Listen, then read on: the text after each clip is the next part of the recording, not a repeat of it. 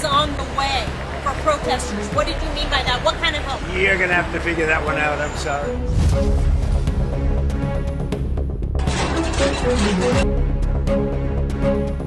लोग सोचते थे कि नए साल पर नई उम्मीदों के साथ आगे बढ़ेंगे, लेकिन साल 2026 की शुरुआत ऐसे तनाव से हुई जिसने पूरी दुनिया में महायुद्ध की आहट पैदा कर दी।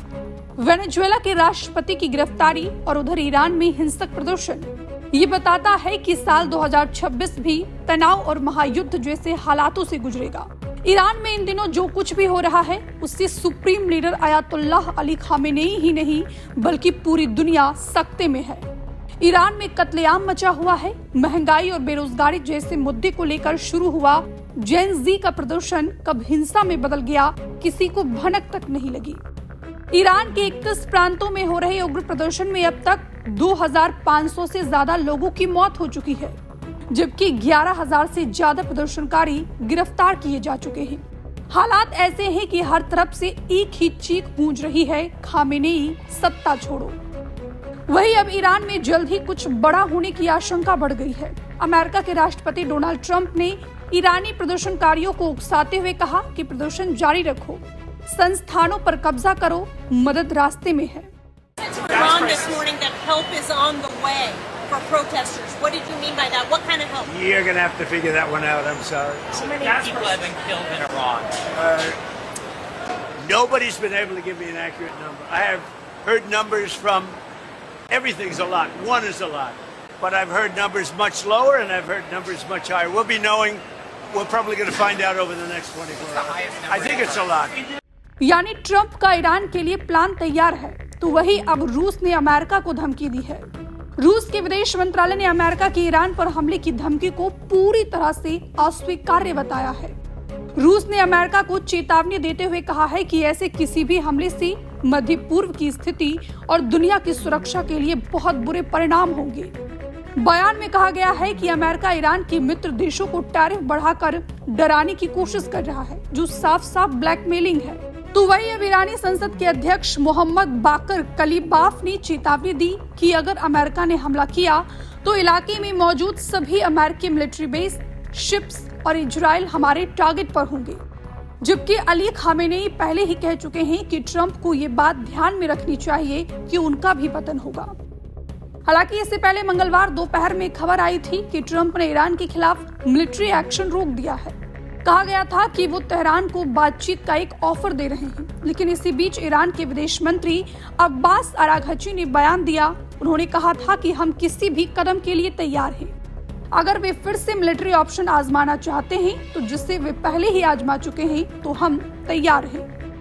ईरान में भड़की हिंसा पर भारत भी नजर बनाए हुए है। भारत के विदेश सचिव विक्रम मिस्री ने चिंता जाहिर करते हुए वहां रह रहे भारतीयों को वहां से निकलने के लिए सलाह दी है।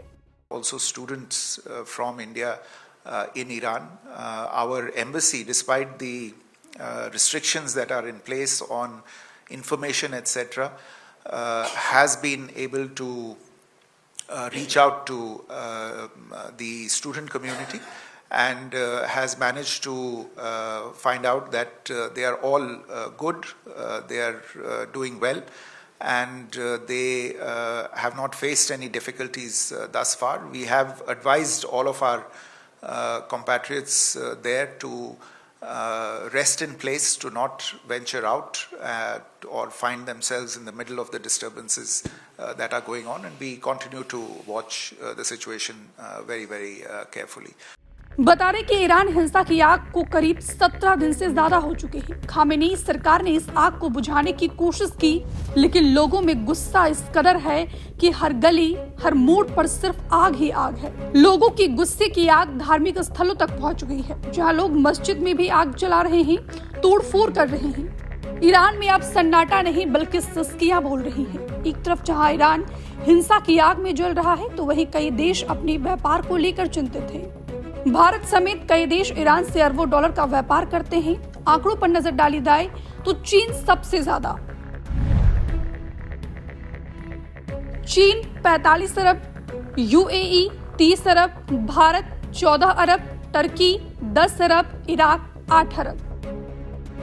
बता दें कि ईरान में लोगों का आंदोलन अब क्रांति का रूप ले चुका है और ये 18वें दिन भी जारी है। ट्रंप के हस्तक्षेप की धमकियों के बीच ईरान का खामेनेई शासन प्रदर्शनकारियों पर बेहद सख्ती बरत रहा है। खबर है कि हिंसक प्रदर्शनों के बीच 26 साल के युवा प्रदर्शनकारी इरफान सुल्तानी को फांसी दी जा सकती है, जिस पर अमेरिका ने ईरान को सख्त चेतावनी दी है।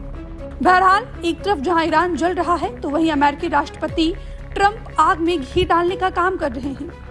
ट्रंप प्रदर्शनकारियों को भड़का रहे हैं। ऐसे में ट्रंप का ये कहना कि मदद रास्ते में है, यानी अमेरिका ईरान पर हमले का प्लान बना चुका है। देखना होगा ईरान में जारी हिंसा की आग कब थमती है। Bureau report, Punjab Kesari TV. हमसे जुड़े रहने के लिए हमारे YouTube चैनल को सब्सक्राइब करें और नई वीडियो की नोटिफिकेशन के लिए बेल आइकॉन को दबाएं।